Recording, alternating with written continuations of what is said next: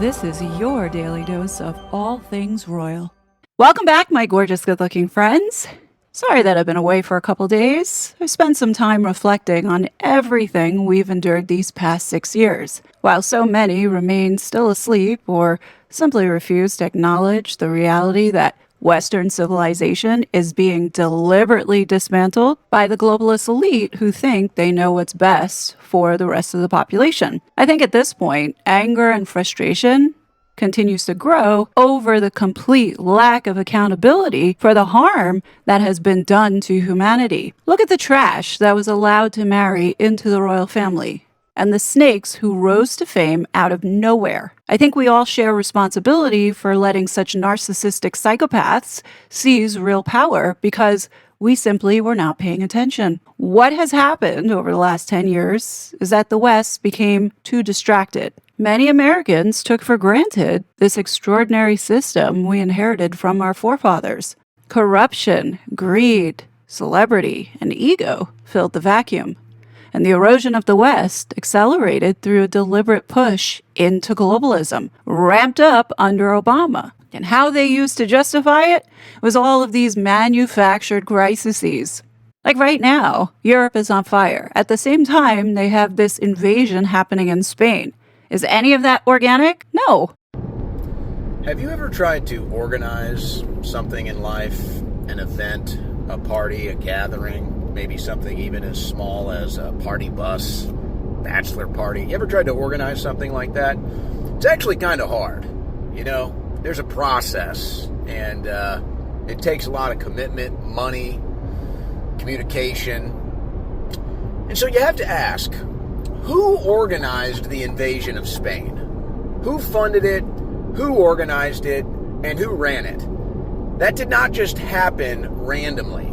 That did not just happen out of nowhere. A bunch of guys didn't just decide at the same time they're going to invade Spain.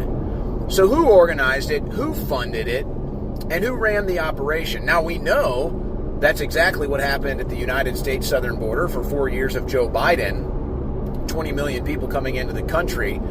We know that was organized and that was well funded and well operated. Now, will anybody pay the price for that? Probably not. Joe Biden brought in 20 million illegal aliens. The Trump administration has deported 2 million, so you're 18 million behind on that deal. But we know that was well-funded, well-organized. So, who organized, who funded, and who ran the invasion of Spain with all those Moroccan men? Don't treat us like idiots. Who did it? Somebody organized it, somebody funded it, somebody ran it. Who was it? So everyone can understand why we're seeing this chaos purposely being enabled, or I would say inflicted by the left, is that when you look at the invasion of Spain yesterday, what you have right there is the culmination of the past 10 years of efforts to accelerate the UN's Agenda 2030 through documented replacement migration. The people who have truly been in charge, not the ones we voted for, the unelected bureaucrats who hate the concept of freedom, are the ones who have been systematically dismantling all at the same time Western civilization in favor of this New World Order. Everybody needs to understand that the globalists are well aware of this managed decline and intentional destruction. They don't care. Why? It's because they're not affected. And for most of these parasites, if not all, see benefit to all of this pain and suffering because somehow they are profiting and exploiting it to further their agenda. As the hordes of third worlders from Morocco and Africa have stormed the gates of this little Spanish oasis because of Spain's migrant policies and their new court rulings that says you cannot turn away migrants and send them home. Now, they just gave amnesty to hundreds of thousands of North African migrants. And what does that do? Look at what that's created. And this is why the communists, otherwise known as the Democrats, can never get power back again. Never forget that this was us under the Biden regime, because our election was stolen. Never forget the role of the people and organizations that you see here played in 2020. Specifically, the saga with Prince Harry and Meghan Markle. I curse the day that this woman we're calling Meghan Markle was unleashed onto the world. By the end of this video, you're going to see why I'm telling you that all of this chaos and drama with Meghan and the royals had been planned. After I show you this, there will be zero doubt. A couple days ago, I released a video about a woman presented to us as Doria Ragland. I showed that no record exists of her graduating from Fairfax High School. A lot of good questions came out of that video, such as, did Doria even graduate high school? Or did Doria go to another high school? Digging further into this reveals something even more damning, and that is the story of her family and the alleged marriage to Thomas Markle. Doria's family history collapses under scrutiny. By the end of this video, you will no longer be able to believe the narratives you were fed about Meghan Markle and the supporting cast of characters around her, the ones who pulled off the greatest hoax of the century. But before we get started, if you could help the kid out, hit that like button, and please be sure to share. Okay, let's get into it. So it was the Daily Mail who was quick to put up Doria's family tree. They seem to have had this all sorted 3 days after Harry and Meghan announced their engagement. Doria Lois Ragland was born in September of 1956, apparently in Cleveland, Ohio. At the time of making this video, there is no birth record found of anyone named Doria Lois Ragland born in Cleveland. I'm not saying a Doria Ragland doesn't exist. I'm simply pointing out that this is what the public was told, yet there's no official record of it anywhere, aside from what was populated on websites by the PR firm building her digital presence. At the time when this was published, Doria's mother was unknown, as well as the 2 half-siblings that Doria allegedly has. So now fast forward a month later, Doria's half-brother, Joseph, comes out and does an interview with the Daily Mail with the headline, Meghan's uncle reveals how the strong women in his family, including her hippie bride mother with flowers in her hair, nurtured strong, no-nonsense values in Harry's future wife. Now keep in mind, Thomas Markle had not been introduced to the public yet. Thomas Markle's voice didn't actually start to surface until December 6, 2017. And this is important to understand. So let's go back to this article that was published on December 2nd, 2017, to hear what it had to say. A fresh new day, and it's ours, read the opening line of their wedding invitation with the promise of happy beginnings when we, Doria Lois Ragland and Thomas Wayne Markle, unite our love as one. It was a lovely wedding, but not conventional at all, said Meghan's uncle, Joseph Johnson, 68, last night as he opened up Meghan's family photo album for the first time. Doria was very young, just 23, but looked much younger. She had tiny white flowers in her hair. We were happy that she was happy. It's almost unbelievable to think our Meghan, our flower, is about to marry into the royal family. While much has been written about Tom, 73, retired award-winning Hollywood lighting director, and Doria, 61, a yoga instructor who Meghan calls her inspiration, very little has been known about the maternal side of the family who, Joseph says, truly raised Prince Harry's future bride. But Doria and her mother Jeanette got divorced while their children were young. And while Meghan's father, Tom, remained in her life, his crazy work hours meant the burden of raising her fell to the women in the family. So now pay attention to this. Meghan was raised by her mother and grandmother, 2 beautiful, strong Black women who instilled in her a sense of self-belief. These days, a lot of women flaunt their sexuality. Meghan is an exception to that rule. She's not someone who uses their looks to get ahead. She is beautiful on the outside, but she was raised to believe it's what's on the inside that counts. Today, the Mail on Sunday can reveal Meghan's maternal grandmother was Jeanette Ragland, who was raised in poverty in Cleveland, Ohio, the daughter of a hotel bellhop and a mother who had made her living as a lift operator. She pressed the buttons at a fancy whites-only hotel. It was Jeanette and Doria who helped the future Suits actress believe she could be anything and achieve anything, her uncle claims.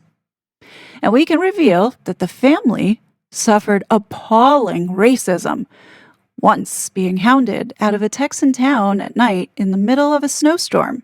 A painful history which, her uncle says, helped shape Meghan into the strong, powerful, independent woman she is today. Do you all see how heavy they were laying on the race factor in the beginning? Okay, so skipping ahead, because this part's important, it says here, Doria's grandmother, Nettie, Meghan's great-grandmother, was married 3 times. She worked as a lift operator at the fancy St. Regis in Cleveland, a whites-only hotel where she fell in love with James Arnold, a bellboy who abandoned her soon after the birth of their daughter. Jeanette, born at the start of the Great Depression in 1929, married Joseph's father, Joseph Sr., when she was in her early 20s. Jeanette struggled to support her 2 children as a single mother. My father was a professional roller skater who toured the country. He left and went off to start another family. We moved 20 times in a few years. We were never starving, but we were poor. When Joseph was 6, his mother, a Catholic, met charismatic antiques dealer Alvin Raglan, a former Baptist minister. The pair immediately fell in love and moved into a basement flat in a 3-story building in Cleveland. I don't know, was professional roller skating a thing back in the day? It's a bit strange profession, right? Anyhow, Alvin didn't know how to be a father, Joseph says sadly. Meghan's mother, Doria Raglan, was born in September 1956, and within months, Alvin uprooted the young family and drove across country to LA. They were so poor they did not have their own car. Instead, says Joseph, they drove one belonging to someone else. Back then, people would pay to have someone drive their car from the east to the west coast.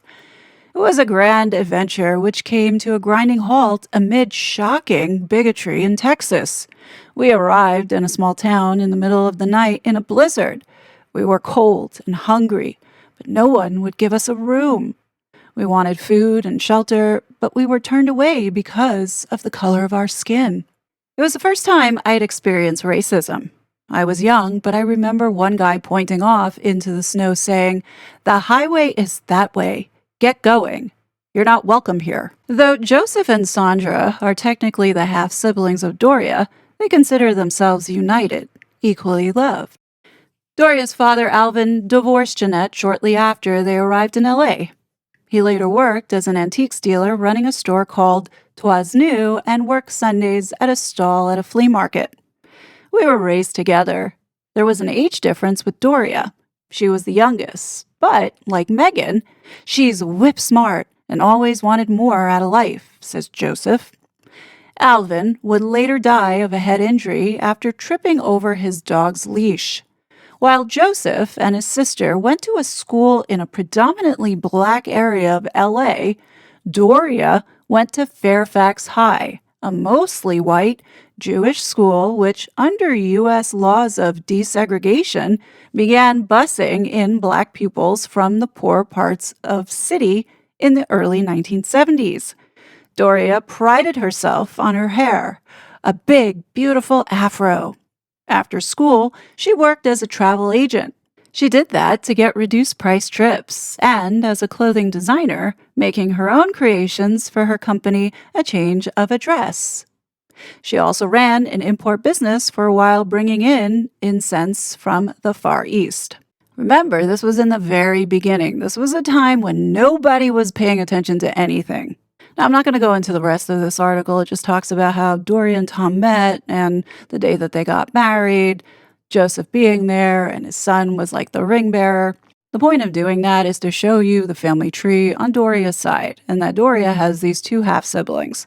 Now, if you notice here, there's no mention of those 2 half-siblings under Jeanette Arnold.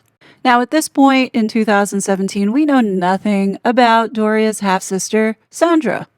Now, fast forward 2 days before Entrapment Day for Prince Harry, Daily Mail drops an article on May 17th talking about her mom, Doria, and Aunt Sandra's wedding. Yeah, we've seen all these photos before, but at the time, this was a massive drop of childhood photos.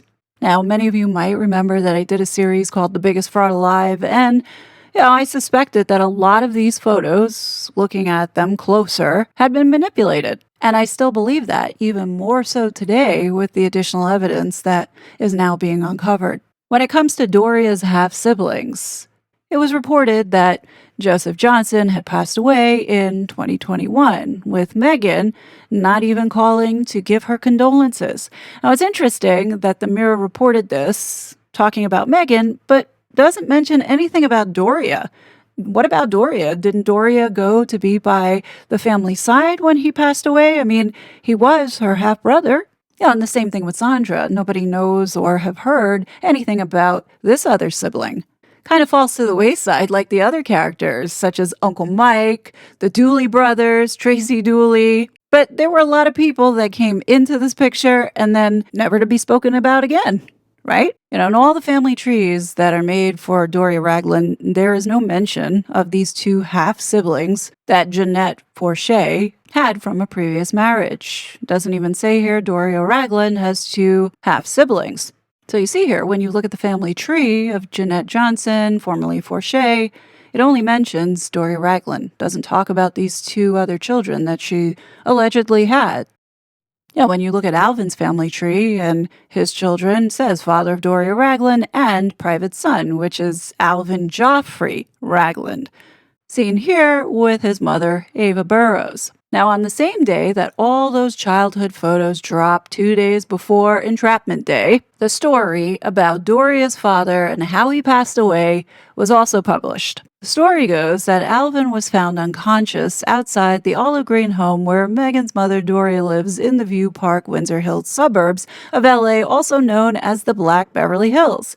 The two lived there together in his later years. A Los Angeles coroner's case report unearthed by DailyMail.com says he passed away just 9 days after he fell, aged 82. He was found by neighbors less than 200 feet from his front door with the dog leash still wrapped around his ankles. The LA coroner ruled his death an accident, writing in the synopsis, according to his daughter, neighbors found the decedent lying in the street at approximately 1200 hours on 3/3/11.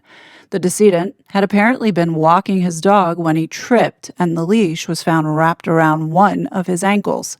Alvin was taken to the hospital by ambulance where he was diagnosed with bleeding on the brain. He underwent brain surgery but never regained consciousness, passing away on March 12, 2011. The report added his cause of death was blunt head trauma and foul play is not suspected. Meghan was said to be very saddened by her grandfather's death, which happened while she was away in Toronto preparing for her new show, Suits.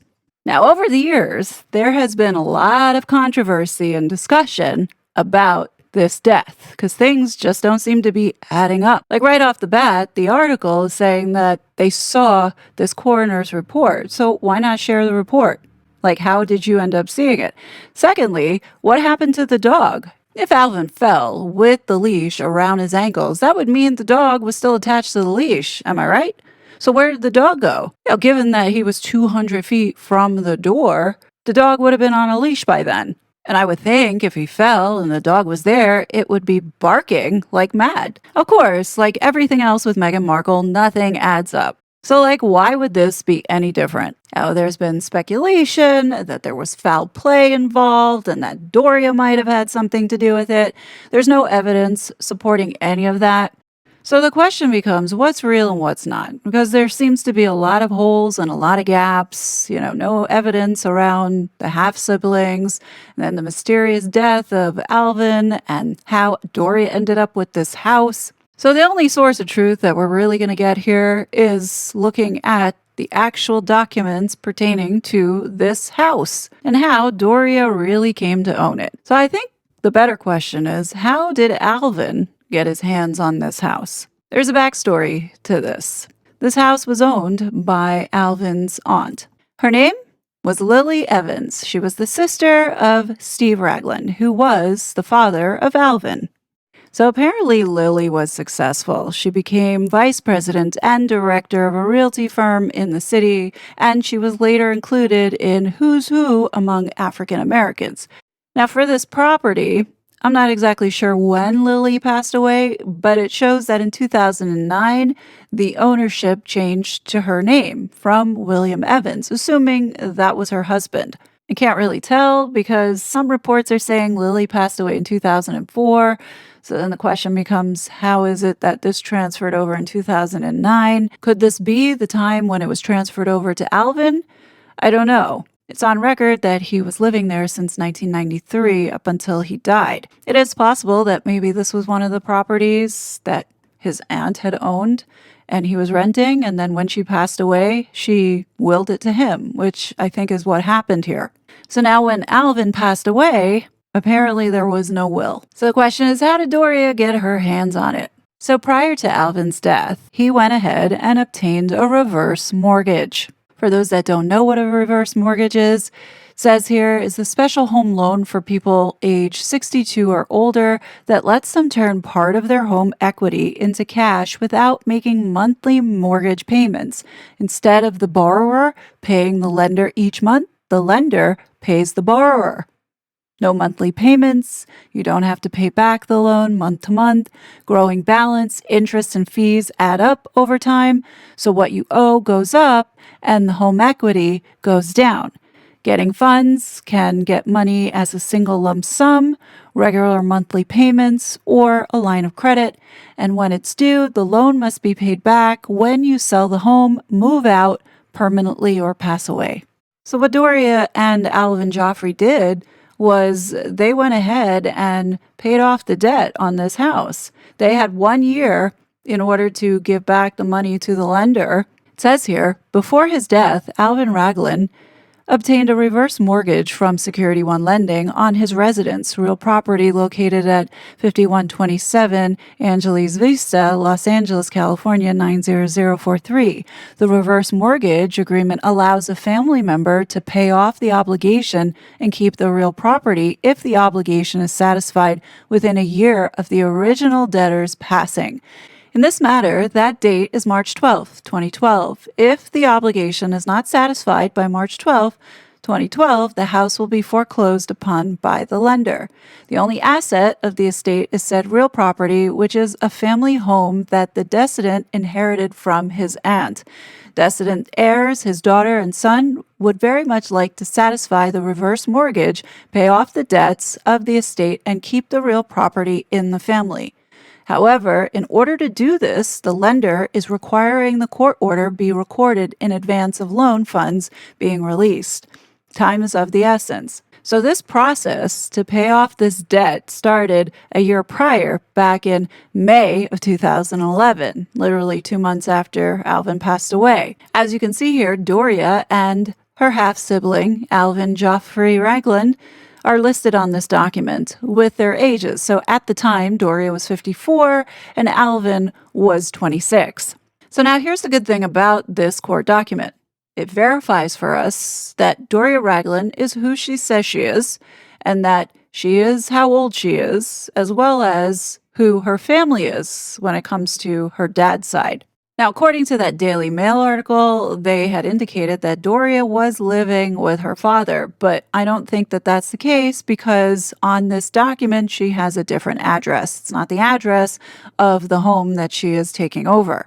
Another thing that the Daily Mail has incorrect is at the time of Alvin's death, that house was not the green puke color. Now, isn't that something? In 2012, when Doria moves in, she's got a big old Obama sign in front of the house. Just keep that in the back of your head. But getting back to how Doria ended up with this house, think about it. Alvin Joffrey was 26 years old. At the time, it looks like Doria had to take out a $180,000 loan in order to keep the house. Alvin Joffrey, being 26, probably did not want to take any more debt, likely had school debt, so he probably was fine with Doria taking over ownership of the house.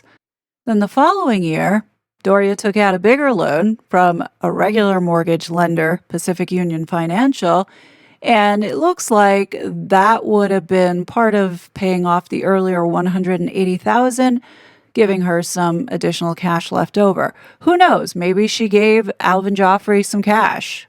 Maybe that's what happened. To understand that both of those loans were Doria's responsibility, and her half-brother, Alvin Joffrey, signed the quitclaim, which is to put the house solely in Doria's name. So the debt stayed with Doria, and the property. The 2012 loan was the emergency financing to save the house from the reverse mortgage foreclosure, and the 2013 loan was a normal refinance that replaced it. Does that make sense? So like when you look at this, it wasn't like the house was paid off and that this was like being passed down and Doria's like, no, I want full ownership of it. There was a lot of debt sitting on the house. If you're 26 years old, would you want to assume that? Probably not.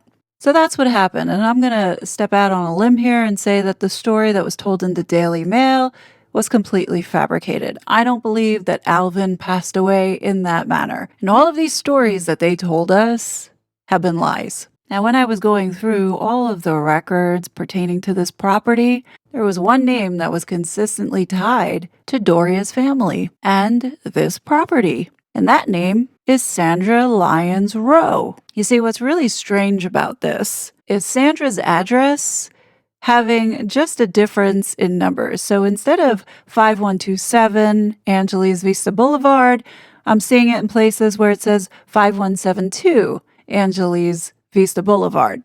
5172 is literally down the street from Doria's 5127 Angeles Vista Boulevard. It's on the same street. So could this be just an error and it's just tied to a different house, but somehow got caught up in the white pages and also the real estate property databases? So if you're looking at Google Maps, there's Doria's house, and then right down the street is 5172. I mean, it looks like a really nice area. So the question is this Sandra Lyons Rowe tied? So the question is, who is she? According to the white pages, it shows she's a psychologist. And digging further on the Nothing Matters But the Children website, which looks like a nonprofit, their clinical advisor, her name is Sandra Lyons Rowe, PhD. Says Dr. Sandra Lyons Rowe is a licensed psychologist and retired coordinator of psychological services at Santa Monica College, where she was responsible for overseeing the delivery of psychological services for a multiculturally diverse student body of more than 34,000. She supervised doctoral student interns and postdoctoral professionals in the delivery of culturally competent clinical counseling practice, prevention, and treatment. She has served as Director of Community Services at Holly Grove Children and Family Services and has also held staff psychologist positions and taught at Loyola Marymount University and the California School of Professional Psychology. Interesting stuff, right? Even more interesting is what this woman looks like. Does this woman look familiar to you? She should, because that's Auntie Sandra. Now, for those that are refusing to see that this whole thing was a scam and making up all kinds of excuses, probably saying, no, this woman doesn't look anything like Aunt Sandra, I ran the photos through Grok and they confirm it's the same woman. Says here, yes, this is very clearly the same woman, just significantly older. Key matching features, eye shape and spacing, same almond shape, same slight upward tilt at the outer corners, and identical spacing between the eyes, the nose, broad bridge, and the same rounded tip nostril shape. Mouth and smile, extremely distinctive. The way her upper lip lifts, the amount of teeth shown, and the overall shape of the smile are nearly identical. Face structure, same cheekbone placement, jawline, and overall proportions. The aging, wrinkles, soft tissue changes, graying hair is completely consistent with 25 to 35 plus years of aging. Ears, same lobe, shape, and attachment. And given the fact that both of their names are Sandra and both of them are tied to the same street and address and connected in all of the databases to Doria, it's likely that this woman is part of whatever the heck this is. And for those that are still resistant, still giving the benefit of the doubt and saying, well, maybe that's Doria's sister. Maybe her last name, maiden name, is Johnson. Nope. Sorry, Dr. Sandra Lyons Rowe, the Los Angeles-based licensed psychologist and author. Lyons is her maiden name. So sorry, Aunt Sandra Johnson, aka Sandra Lyons Rowe, is not related to Doria. Like I told everybody, this is a sham. Remember in the beginning when I kicked off the video and showed you the old article with Joseph Johnson, Doria's half-brother? Well, guess who wrote that article? That would be Caroline Graham. Yes, the same journalist who apparently ruined Thomas Markle's relationship with his alleged daughter, Meghan. Caroline Graham was also behind this article. Remember, this is 2 days before the wedding. Thomas Markle had his heart attack, and here Caroline Graham is dumping these photos with this made-up bullshit of Sandra Johnson, who really is Sandra Lyons Rowe. Well, we look at Sandra's husband, Dr. Daryl M. Rowe. Guess what he specializes in? Psychology. Listen to this. As a Black psychologist, I work at the nexus of challenges unique to African Americans: empowerment, relational effectiveness, and system negotiation, and those connected to them, focusing on marital and family relationships. My aim is to privilege cultural context to promote more effective strategies for change and growth. Yeah, that sounds quite Marxist to me. You see, now the real nail in this coffin is the witness statement of Edward Verity. Remember when the Duchess sued the Daily Mail and she ended up winning $1, even though she was caught lying? Turns out it was Caroline Graham again who wrote the article in which they selected pieces of Meghan's letter to publish in the Daily Mail. So this whole time, Caroline Graham has been there from day one with the Markles, with Doria and her family or fake family.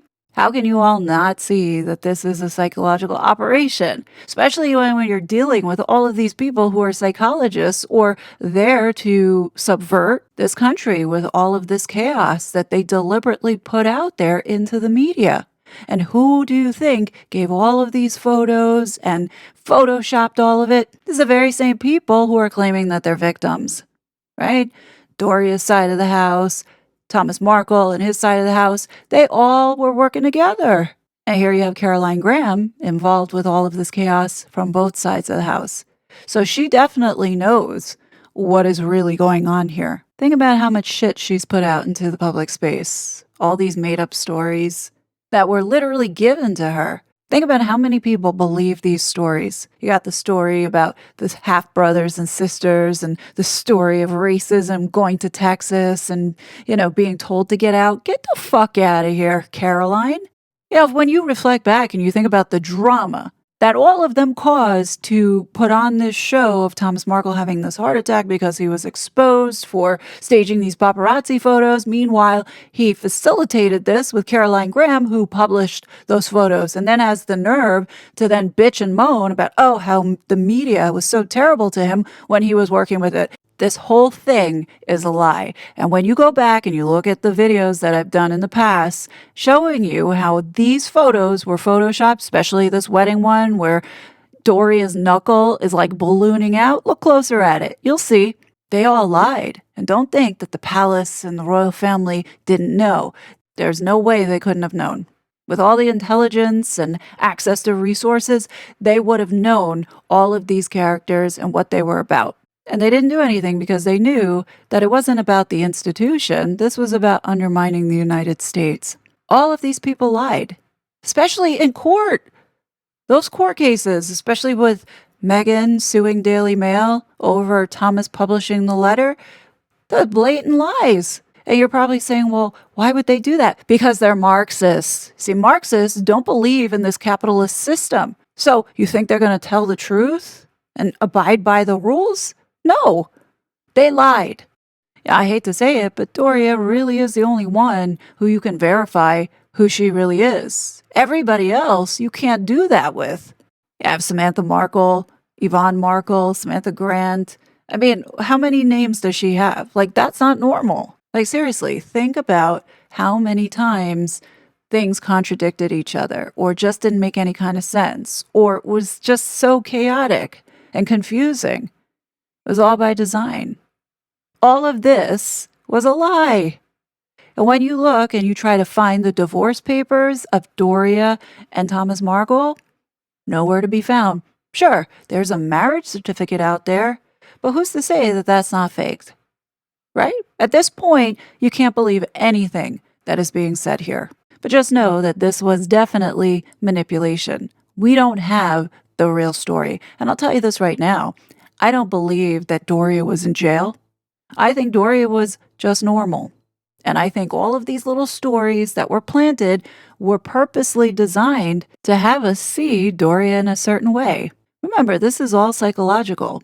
And now you see how this Marxist ideology seeps into communities. You've got psychologists who are pushing this shit. Now does it make sense as to why Harry and Meghan focus so hard on the impressionable youth and mental health? This is about capturing their minds to indoctrinate them. Anyway, that's really what I have for you today. But now I think people need to start waking up and see what's really happening here. They all lied to you. Remember that. Now, if you didn't watch this video about Cuba and the influence that it's having on this country as well as the rest of the West, please go ahead and do, because this will make a lot more sense. Look, the bottom line is there is no effective way to allow hundreds of thousands of people to enter any country in the world and not face consequences. You take 100,000 people from anywhere in the world, and you're going to have some percentage of them that turn out bad. Either they turn into criminals or potentially terrorists. I think that threat is heightened when you come from places that have terrorist movements that would target these people for radicalization once they enter our country. It was such a fraud.